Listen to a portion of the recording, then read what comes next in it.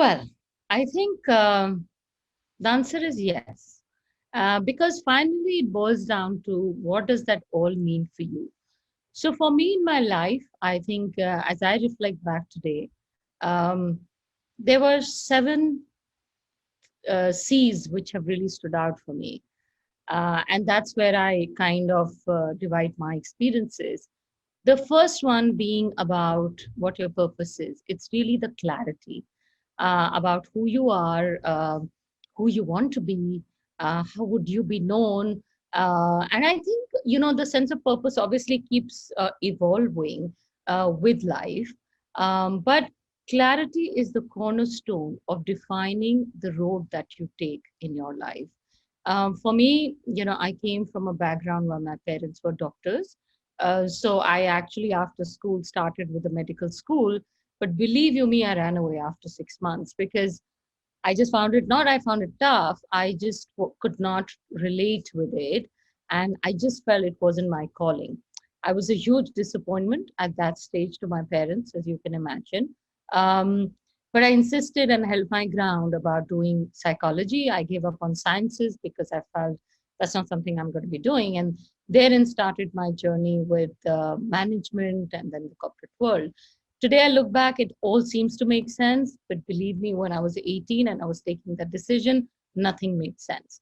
So I think following your heart, seeking what's seeking you, helps you define what your purpose is and provides you the needed clarity.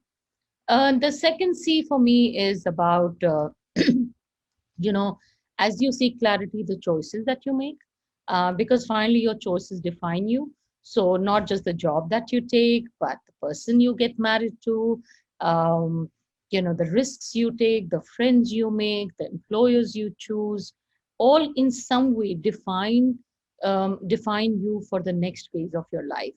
And I think when I look back and reflect here as I talk to you, I feel that I've been blessed. It's not always been a smooth journey, and there have been ups and downs in my life. But I've been blessed because every up and down taught me something new about what I could do. So I don't know whether I always made the right choices, but I know I learned from every choice that I made. The third one being conviction. And conviction for me was the real fuel. It's the passion. It's about, I feel things. So how hard do I try? And when I was convinced about something, I was quite headstrong to be able to push through what I believed was the right thing to do and what I was engaged to do. So conviction is something which keeps you on your path, and is the secret ingredient to overcome challenges that you might be faced with. Moving on, I think closely related to conviction is a sense of courage. And I think conviction is your belief, whereas courage is resilience for me. It's about persisting on a path, not just because of my self belief, but over a period of time. I've developed a muscle, a hard muscle, to be able to deal with adversity. In my life, I've had personal challenges with illness that I've fought, which were life threatening, to that odd promotion I didn't get, or that odd salary increase I didn't get, or that particular skill I wanted to learn but I could never, and multiples of these things. So I think we all face adversity, and there have been times where I've been unsure, but I think that hard muscle that I developed with each challenge kept me going. So courage is the, I would say, a strong foundation below the purpose or the clarity that you create. And then as you move on, I think when I talk about the next three, the first four are really the how, the what's, and the next three are really the hows. So a sense of confidence is about trusting yourself. So the fifth C will be confidence. It's about how you trust yourself with your own judgment, and you believe. I mean, I'm not saying we hallucinate, but you believe with data, that you're right. And when you're wrong, you have the confidence to accept that and to be able to re energize and relearn or unlearn and do things slightly differently. With women, we often find that this trait is a little wavery. Now, you can talk about unconscious biases, or you can talk about, this is influenced from social, cultural norms that women are brought up with across the world. But I think confidence is that instilling that sense of bulletized injection in yourself where you believe in your own judgments. Moving on, connects and collaboration, which are the next two C's. I think, connect is about having a bit of a network for yourself where people know you, and when they know you, they may take a bet on you. So it's about creating a network, and I'm sure you all have heard a lot about it, but it's essential in today's day and age. I mean, we are all working from home, so there is obviously the digital social media, there is reach out forums, there are communities, but having a bit of network keeps your journey of journey as a learner always evergreen and ever going. Collaboration is a little more internally focused for me. It's about knowing your colleagues, your peers, even your family, and seeking and giving both. So when you give, in that giving, you're also seeking. And there is this sense of common purpose, shared values, wherein, there are few people who collaborate, who get together. And as a result of that, they actually have a multiplier impact on their collective success. So those are the seven C's, which I do believe in some ways can make you have all of it. The only advice I would give you, as my mother told me once, that you can have all of it some of the time and some of it all of the time. So let's now try and strive to have all of it all of the time. So go with the seven C's and see the magic unfold.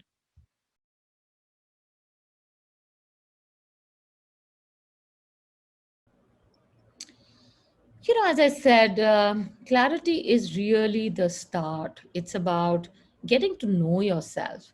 I read somewhere, there are two important days in your life: one when you were born, and one you figure out why you were born. So I think clarity is that why you were born and what is your contribution to the world. There is nothing small or big about it. It's about the impact that you make, whether it could be one person or multiple people. But I think clarity is where it all starts. So it is the most important first step that any individual can take. Certainly, most of the women in their career, if I talk about it in the professional context, then clarity is about defining what your journey in a office or a corporate world would look like. Do you want to be a CEO? Do you want to be a CXO? Do you want to be a CTO? And then you figure out little milestones which will help you get onto the path to achieve that purpose, achieve that vision for yourself. So clarity is extremely, I wouldn't even say it's important, it's probably the cornerstone.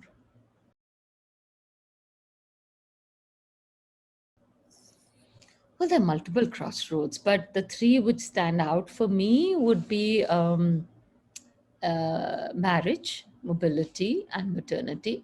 And I've seen, any part of the world, women kind of going through some, personal changes which tend to impact their careers. In this part of the world, which is Asia, we often find that once women get married, there are caregiving responsibilities, there are social norms, depending on which part of the world you belong to, about what a wife should do or not do. Um, as far as mobility is concerned, I've been blessed to have a partner where we were able to work around our career journeys, but it came at a cost of staying separately in multiple cities or two different continents. But I often find a lot of women give up their career because my husband is moved to an XYZ location. And there are times I've had people in my team, rather women in my team, who would give up a very good career because she could not convince her husband to be in the same city as she was. I will not opine on personal challenges, but it's a sheer sense of sadness I feel when I see the talent, not being leveraged in the right way because of the mobility crossroad. And the last one, maternity, is probably the toughest, where especially a first-time mother, not that it gets easier anytime, um, is torn between her maternal responsibility, and most women are in their 30s when they're having their kids. So it kind of conflicts with the crossroad at uh, career progressions that they're going through within their organization. And the likelihood is a lot of women fall behind during the maternity crossroad. But again, I think all of this is workable if you, as a woman career professional, is willing to tough it up. If there are inclusive organizations who are willing to have flexible policies, if there are understanding and empathetic managers who can empathize that there will be days where she'll be available and there will be days where she might find it a little tougher because she has a young baby at home, and certainly understanding husbands or partners who are willing to share the parenting responsibility with a young mother. I find that in Asia, it's yet a little bit more tilted towards the mom. And as a result, we find, especially in countries like India, the percentage of women in the workforce actually dwindling over the last 10 years. And one of the biggest crossroads which impacts that is maternity. I would also add a third M here, not necessarily a crossroad, but a third M which will underline all these three M's for women to tide over, which is motivation. It is their motivation to work this through, which energizes them to achieve all of that they want.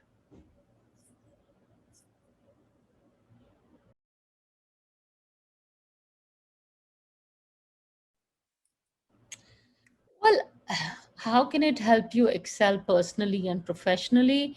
Um, I think it provides you with a platform, an ecosystem, which I alluded to just a bit earlier, um, which can help you with a more enabling environment.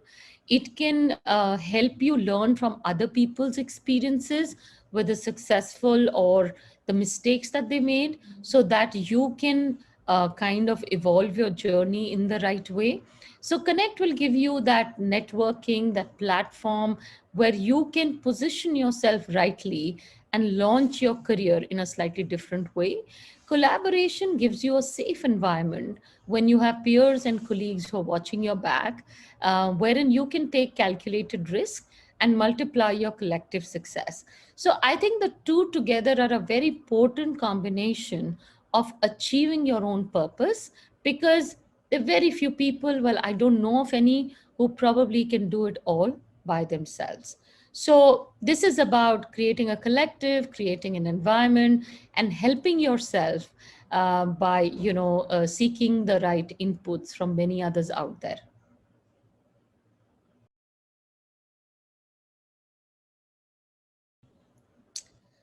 Oh, well, I don't know about one's life, but it's been very, very important in my life.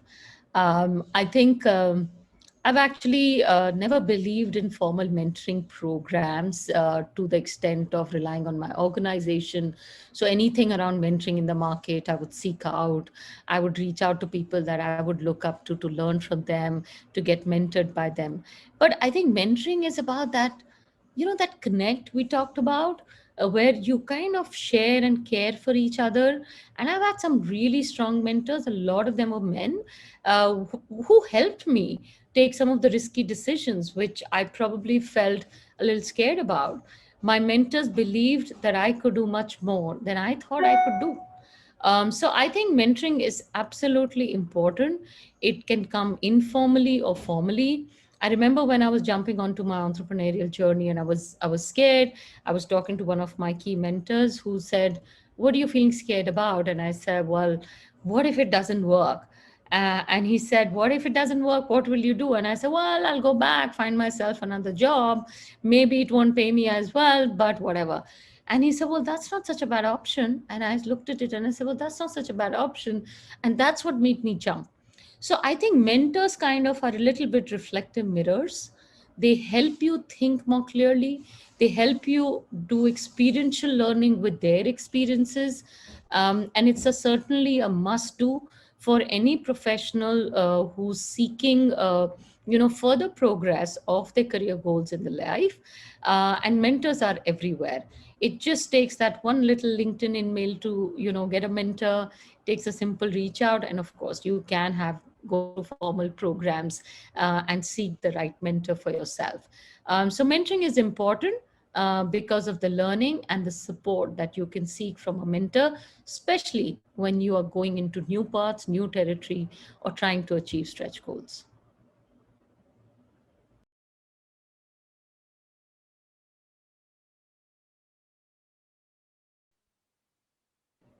Um, I would say, first of all, don't try and be a perfectionist as a mother, because there is nothing called superwoman, and it's a fictitious character, so be it. um, Seek support from your family, extended family, because you need that.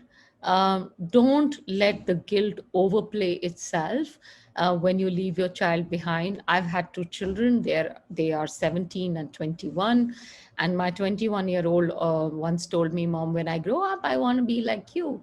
And that was the best compliment I had. But I can tell you, I've spent sleepless nights feeling upset when she was unwell, and she was in India, I was in London, and I couldn't really reach out.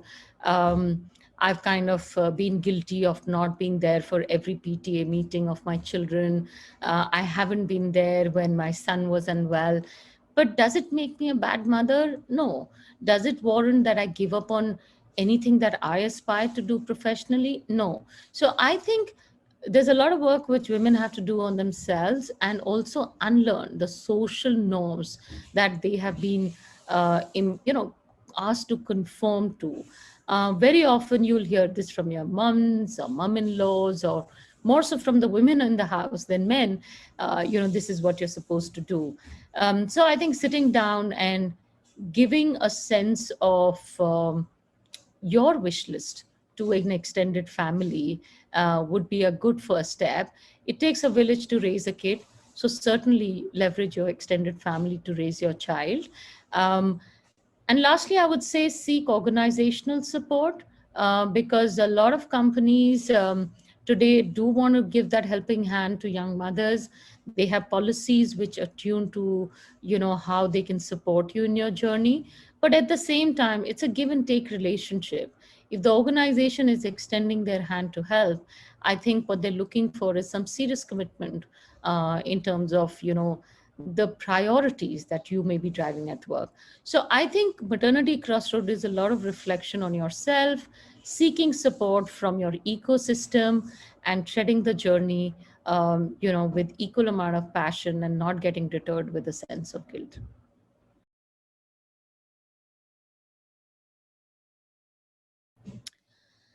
For me, I think there have been multiple points of transformation, but the one which comes to my mind was when we were going through financial crisis, and I was part of corporate investment bank in London. It was a surreal moment because the industry was in a complete disarray, and I didn't know, like many others, I would have my job tomorrow. But I think this is going back to that sense of resilience and courage about this shall pass, and there will be light at the end of the tunnel. And believing in just doing the right thing and staying put, and pushing the edge was very helpful. So there are a few things which stood out during that transformation: is focusing on a strategic vision of the future, almost wishing what it would look like. And as they say, there's a law of attraction. So when you kind of imagine something, it starts to pull you towards it. So for me, that visioning was very important. Second was, knowing what I'm capable of and believing in that, and seeking the right support for projects and initiatives that we were trying to do, and working with the leadership team at that point of time to turn around the banking system for Citi. That's when this crisis happened, or I was a part of. And third was, you know, just keeping optimistic. You can't afford to be pessimistic during a transformational journey. So for me, the global financial crisis, or GFC, was a big learning. And my takeaway was that when you believe in something and you're authentic, it comes to you.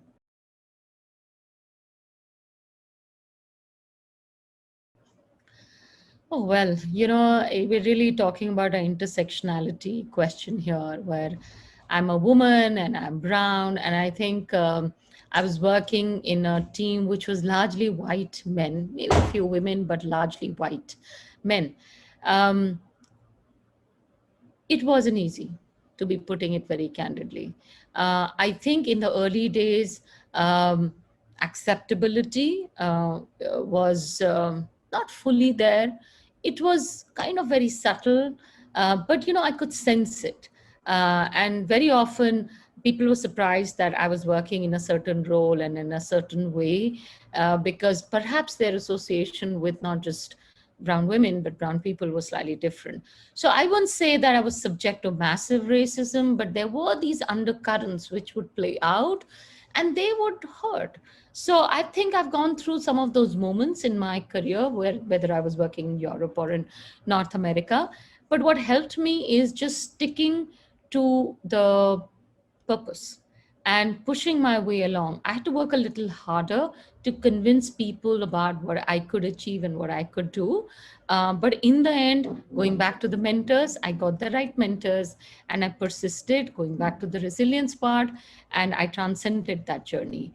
But there were those moments which, if I would look back, could I do something different? Probably not. Apart from sensitizing people that there's this bigger world out there, and there are people who are black, who are brown, who are white, who may be of different. They may be different in the way they look, or they may be different genders.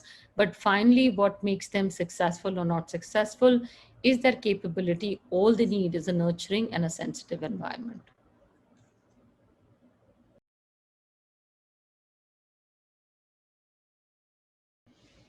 Oh, well, so many out there. So it's really tough to pick one. Um, but, my role model probably would be a member of my team. Honestly, somebody I worked with, um, and who had this very calm attitude towards her life. Uh, why she was my role model is because she was a cancer survivor. She did not have one limb. She was thrown out of her house when she was really young because her parents didn't want to spend so much money on her, educating her because they wrote her off. And she got brought up in a home where she self-educated with the help of obviously the home staff. Um, and then, was so driven about her education, graduated, and then found the right job. So what I learned from her is tenacity, and I learned from her is never give up attitude. And every time I have a problem in my life, especially professionally, I think of her and I said, what would she do if she was here? And if she could do it, so can I. I'm fully able. Okay, and I've had really supporting parents, and I've had it much easier than her. So there is absolutely no excuse that I can give myself for not being able to achieve my goals. So she's been a role model. She doesn't like to be named, so I shall keep the name discreet. But she's been my real inspiration. I inherited her in one of my roles, and she taught me how to work with disability, or sorry, disabled people. She taught me the value of life, and she taught me how to be hopeful and remain ever optimistic.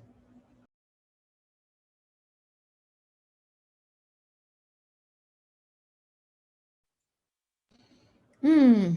So, I would say I haven't regretted anything that I have done, but I am a late entrepreneur. And if there's one thing I would do differently in my life is probably started my entrepreneurial journey much earlier. Um, but I think it was a little risk aversive. I was a little worried, safe job, you get decent money, it's great, there's so much accountability. And maybe I was just a little scared to be an entrepreneur at that point of time. But I think when I look back, that's one thing I would encourage all youngsters, certainly young girls, to do. Take more risk in your life. And the younger you are, the easier it is because you have less at stake. So explore new chartered, travel, learn new skills. I didn't think I kind of had that level of variability in my life. I was a little more straitjacketed in management, did a certain kind of roles, worked in FMCG and then got into banking and stuck to banking largely. I wish I had done a lot more different things. I traveled a lot, I worked in different countries, and that certainly added to, my knowledge and the way I look at life. But I wish today that, I would have done different things. And because I didn't, now today, as the CEO of my own company, believe you me, I'm dabbling from finance to operations to manufacturing to marketing and learning every aspect of multitudes of things that go into running a business. I feel like I'm a young girl myself right now in terms of capability and learning. But certainly, if I would go back in time, I would do many more of these much earlier.